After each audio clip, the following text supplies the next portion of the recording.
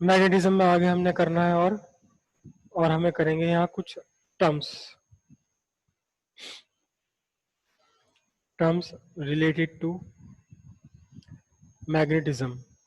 Magnetism में use होने वाले टर्म्स, सबसे पहला टर्म है क्या? Magnetic induction. Magnetic induction. अब मैग्नेटिक इंडक्शन क्या है, देखना जरा मैग्नेटिक इंडक्शन क्या है। ये मेरे पास एक नॉर्मल मैग्नेट, ठीक है जी, और ये मेरे पास है फोर्सेप एक। ये मैग्नेट नहीं है, ये फोर्सेप अपने आप में मैग्नेट नहीं है। देखिए मैं ऑलपिन इसके पास लाता हूं तो ये मैग्नेट नहीं है, ये मैग्नेट नहीं है, इसे नहीं चिपका रही, ठीक है। अब ये मैग्नेट है, इसके पास में फोर्सेप लेकर आया, ये फोर्सेप लेकर आया और यहाँ इसने अट्रैक्ट करके इसे चिपका लिया, अट्रैक्ट करके इसे चिपका लिया। और हम जानते हैं कि मैग्नेट के अपोजिट पोल्स एक दूसरे को अट्रैक्ट करते हैं, लेकिन ये तो मैग्नेट है ही नहीं, ये तो मैग्नेट है ही नहीं। तो फिर क्या हुआ? हुआ ये कि जब ये फोर्सेप मेरी यहाँ आई, मैग्नेटिक फील्ड में आई, तो इस नॉर्थ पोल के सामने यहाँ साउथ पोल क्रिएट हो गया, यहाँ एक साउथ पोल बन गया यहाँ, और इसके दूसरे वाले सिरे पर, दूर वाले सिरे पर यहाँ कहीं बन गया नॉर्थ पोल। एक सिरे पर नॉर्थ पोल बन गया और एक सिरे पर इसके साउथ पोल बन गया। अब क्योंकि नॉर्थ पोल के सामने साउथ पोल मिल रहा था, तो साउथ पोल ने इसे, नॉर्थ पोल ने साउथ पोल को अपने पास अट्रैक्ट कर लिया। तो यहां देखिए ध्यान से, ये मैग्नेट नहीं है, मैग्नेट नहीं था, लेकिन जब मैग्नेट की विसिनिटी में आया, मैग्नेटिक फील्ड में आया, तो खुद भी मैग्नेट बन गया। बस इस फिनोमिनन को बोलते हैं मैग्नेटिक इंडक्शन। इंडक्शन का मतलब है किसी एक मैग्नेट का वो इफेक्ट जिससे ये दूसरे किसी मैग्नेटिक मटेरियल को भी मैग्नेट में कन्वर्ट कर दे। ये मैग्नेट नहीं था अपने आप, लेकिन इस वाले मैग्नेट ने, जो मेरे हाथ में रेड वाला मैग्नेट है, इसने इस फोर्सेप को भी मैग्नेट बना दिया। ये फिनोमिनन कहलाता है मैग्नेटिक इंडक्शन।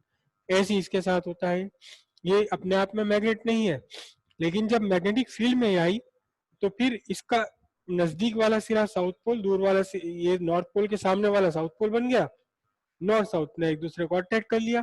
तो इस तरह से ये मैग्नेटिक इंडक्शन कहलाता है। इंडक्शन का मतलब है एक मैग्नेट द्वारा दूसरे नॉन मैग्नेट में मैग्नेटिक फील्ड इंड्यूस कर देना।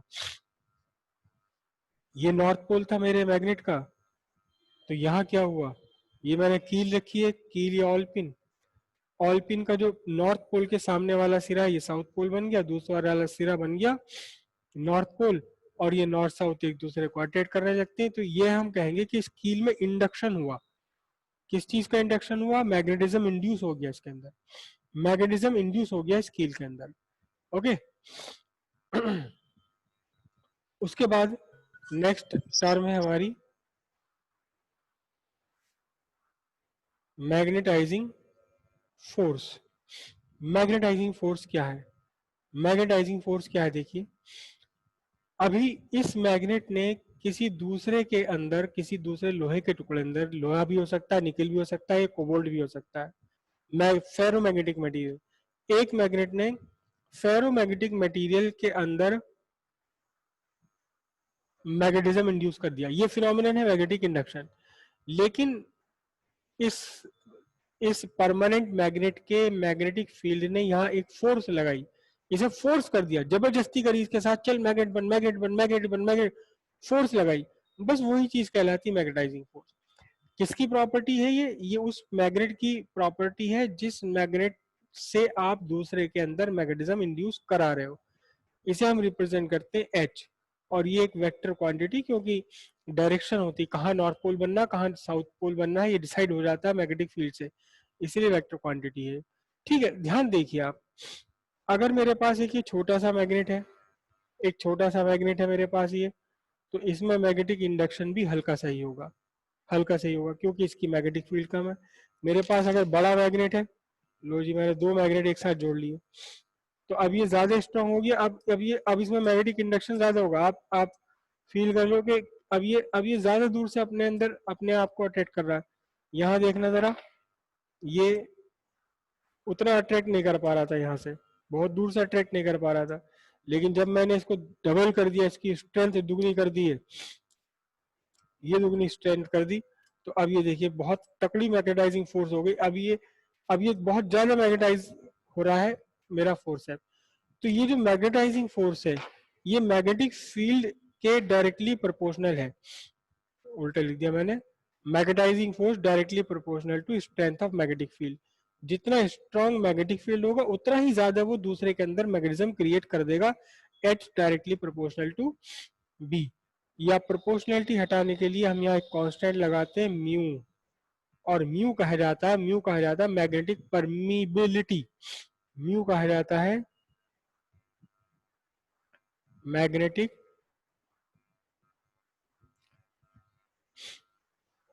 Permeability of medium. जिस मीडियम में भी आप ये काम कर रहे हैं, लेकिन हमारे पास यहाँ इस टाइम एयर है, हम जो काम कर रहे हैं यहाँ, हम काम कर रहे हैं अभी एयर में। ये मेरा मैग्नेट, परमानेंट मैग्नेट, और ये मेरा फोर्स है जिसके अंदर मैग्नेटिज्म इंड्यूस करा रहा हूं मैं। दोनों के इनके बीच में क्या है, एयर। तो फिर अब यहाँ ये म्यू को हम लिखेंगे मैग्नेटिक परमिबिलिटी ऑफ एयर या फ्री स्पेस, जिसे हम लिखते हैं म्यू नॉट, जिसे लिखते हैं म्यू नॉट। अगर कोई और मीडियम है तो मीडियम की मैग्नेटिक परमिबिलिटी, कोई भी मीडियम नहीं है तो फ्री स्पेस या एयर की मैग्नेटिक परमिबिलिटी होगी। समझ आएगा? तो यहीं से हम मैग्नेटिक परमिबिलिटी की डेफिनेशन भी बना देंगे। म्यू इजिकल्स टू कितना बनेगा, म्यू इजिकल्स टू बनेगा एच अपॉन बी। तो मैग्नेटिक परमिबिलिटी क्या है, मैग्नेटिक परमिबिलिटी है ratio of magnetising force to the magnetising field. हालांकि मैग्नेटाइजिंग फोर्स की वैल्यू हमेशा मैग्नेटिक फील्ड से कम होती है, तो फिर म्यू की वैल्यू भी लेस देन 1 ही हुआ करती है, लेस देन 1 ही हुआ करती है इसकी म्यू की वैल्यू। उल्टा लिख दिया शायद मैंने, उल्टा लिख दिया, उल्टा कर दिया सारा ही। यहाँ से H डायरेक्टली प्रोपोर्शनल B है, लेकिन मैग्नेटिक परमिबिलिटी निकालने के लिए magnetising force H directly proportional to B vector. तो हम ये कह सकते हैं कि जहां जिस एरिया में मैग्नेटाइजिंग फोर्स स्ट्रॉन्गर है उस एरिया में मैग्नेटिक फील्ड भी स्ट्रॉन्गर है। तो B directly proportional to H, या B is equal to mu H। Mu को क्या कहा जाएगा, म्यू कहा जाता है क्या, मैग्नेटिक परमिएबिलिटी ऑफ मीडियम, जो भी मीडियम रखा हुआ हो। और यहीं से हम इसकी डेफिनेशन भी निकाल कर लाएंगे, B vector by H vector, या केवल मैग्नीट्यूड भी इसका लिया जा सकता है। तो मैग्नेटिक परमिएबिलिटी क्या है, magnetising magnetic field to the magnetising force. अच्छा, मैग्नेटिक परमिएबिलिटी हम कैसे समझ सकते हैं प्रैक्टिकली, मैग्नेटिक परमिएबिलिटी क्या है, ध्यान से समझना। देखो ये मेरा एक पेपर है, आप सबने खेल करा हुआ है, ये मेरा मैग्नेट है, मैंने इस मैग्नेट को इस पेपर के नीचे पहुंचा दिया, ठीक है। और ये एक मैग्नेटिक मटेरियल यहाँ रखा मैंने, तो ये चिपक रहा है, और जैसे जैसे मैं मैग्नेट चलाऊंगा ये तो हल्का पड़ गया।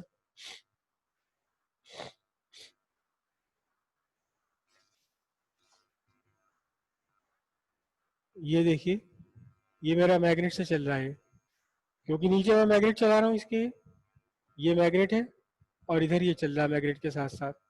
तो इसका मतलब क्या हो रहा है, इसका मीनिंग क्या है, इसका मीनिंग है ये कि मेरे इस मैग्नेट का जो मैग्नेटिक फील्ड है वो इस पेपर के पार होकर इधर तक आ रहा है, तभी तो इसका इफेक्ट में आ रहा है ये, तभी तो ये मेरा जो छोटा सा लोहे का टुकड़ा है इसके साथ साथ चल रहा है।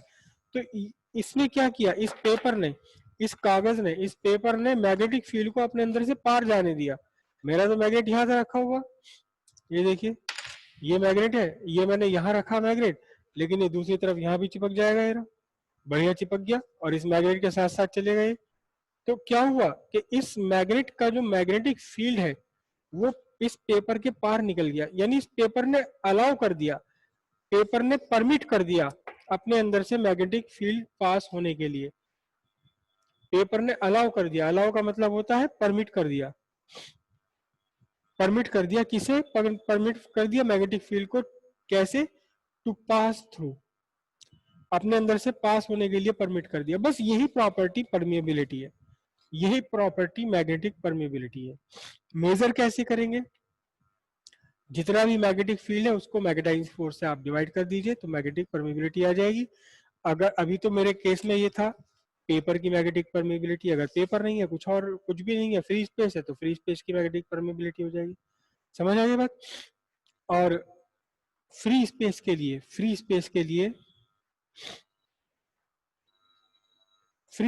लिए हम इसे लिखेंगे mu naught, magnetic permeability of free space, और इसकी एक पर्टिकुलर वैल्यू है जो हमें बार बार यूज करनी पड़ेगी, 4 pi into 10⁻⁻7 weber per metre भी लिखते हैं या टेस्ला मीटर पर एम्पियर भी लिखते हैं या पर एम्पियर वेबर पर मीटर भी लिखते हैं इसे। दो दो इसके यूनिट है, दोनों में से कोई भी यूज कर लीजिए, वेबर पर मीटर या टेस्ला मीटर पर एम्पियर। ये मैग्नेटिक परमिबिलिटी हुई। अब इसी के साथ साथ relative magnetic permeability, relative magnetic permeability, तो रिलेटिव मैग्नेटिक परमिबिलिटी क्या होगी, म्यू आर। सिंपल सी बात है। रिलेटिव मैग्नेटिक परमिबिलिटी कैसे निकालते हैं आप, किसी भी मीडियम की मैग्नेटिक परमिबिलिटी को आप डिवाइड कर दीजिए फ्री स्पेस की मैग्नेटिक परमिबिलिटी से। The ratio of magnetic permeability of medium to the magnetic permeability of free space, इन दोनों का जो रेशियो आएगा ये रिलेटिव मैग्नेटिक परमिबिलिटी हो गई। और ये अपने आप में क्या है, एक प्योर रेशियो है। प्योर रेशियो है, जो यूनिट होगी मैग्नेटिक परमिबिलिटी ऑफ मीडियम की वही यूनिट होगी magnetic permeability of free space की। तो ये एक प्योर रेशियो बन गया। प्योर रेशियो जब ये बन गया तो फिर इसकी यूनिट क्या होगी, इसकी कोई भी यूनिट नहीं होती। ठीक वैसे ही जैसे कि आपने relative permittivity of relative electrical permittivity find करी थी, epsilon R is equal to epsilon by epsilon naught, और इस एप्सिलॉन नॉट आर को एक और लिखा था के, डाइलेक्ट्रिक कांस्टेंट ऑफ मीडियम। ये हुई रिलेटिव मैग्नेटिक परमिबिलिटी। उसके बाद आता है intensity of magnetisation, intensity of magnetisation. ध्यान से देखिएगा, तीन चार चीजें आपस में एक दूसरे से मिली जुली हैं सारी, और इनमें कंफ्यूजन भी हो जाता है। ये मेरा एक मैग्नेट है, इस मैग्नेट ने अपने आसपास एक मैग्नेटिक फील्ड बनाया, इस मैग्नेट ने अपने आसपास एक मैग्नेटिक फील्ड बनाया। ये मैग्नेटिक फील्ड है बी वेक्टर, ये मैग्नेटिक फील्ड बी वेक्टर है। ठीक है, अब इस मैग्नेटिक फील्ड में आपने कोई दूसरा मटेरियल लाकर रखा, आपने ये चीज लाकर रख ली, लोहे का एक टुकड़ा लाकर रख लिया, तो इस मैग्नेटिक फील्ड ने इस लोहे के टुकड़े को भी क्या बनाने की कोशिश की, मैग्नेटिक मैग्नेट बनाने की कोशिश की। तो जिस फोर्स, जो कोशिश है इसकी, वो है एच, एच वेक्टर। सीधी सीधी बात है, जितना ज्यादा स्ट्रॉन्ग मैग्नेटिक फील्ड होगा उतना ही ज्यादा ये कोशिश करेगा दूसरे को मैग्नेट बनाने की। तो इसलिए हमने कहा था एच डायरेक्टली प्रोपोर्शनल बी या B directly proportional to H. लेकिन ये दूसरा मटेरियल जो आप लाए हैं, ये मैग्नेट बनेगा या नहीं बनेगा, इसकी मर्जी है, इसकी मर्जी है। कैसे, देखो ध्यान से। ये मेरा एक मैग्नेट है ये, ठीक है, दो मैग्नेट मैंने इसे बना लिए। अब देखना जरा ध्यान से, जुगाड़ सारे हैं मेरे पास। ये मेरी कील है, बढ़िया सी कील है ये, ठीक है। अब देखना जरा ध्यान से, क्या हुआ, ये कील भी मैग्नेट बन गई, इसने भी क्या कर दिया, मैग्नेटिज्म एक्वायर कर लिया, जबकि ये खुद अपने आप में मैग्नेट नहीं थी। अगर मैं इसे अलग से लूं कील को, अगर मैं इस कील को अलग से लूं तो ये मैग्नेट नहीं है, थोड़ा सा मैग्नेटिज्म इसने एक्वायर कर लिया। इसे भी हम पढ़ेंगे क्या क्यों एक्वायर कर लिया इसने।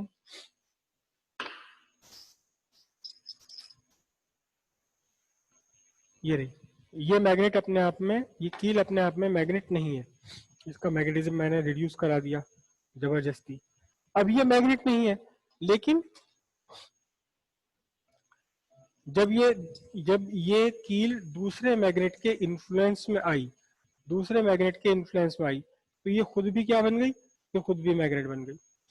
ठीक है, ये खुद भी मैग्नेटिज्म बन गई। इन दोनों का अपना मैग्नेटिक फील्ड है, उस मैग्नेटिक फील्ड ने इस कील के अंदर मैग्नेटिज्म इंड्यूस कर दिया मैग्नेटाइजिंग फोर्स लगा करके, तो कील ही मैग्नेट बन गई। ठीक है जी। अब उसके बाद क्या है, मैं इस कील के बजाय मैं ये पेन लेकर आ रहा हूँ इसके पास। ठीक है, ये पेन लेकर आया हूँ, क्या ये मैग्नेट बन गया?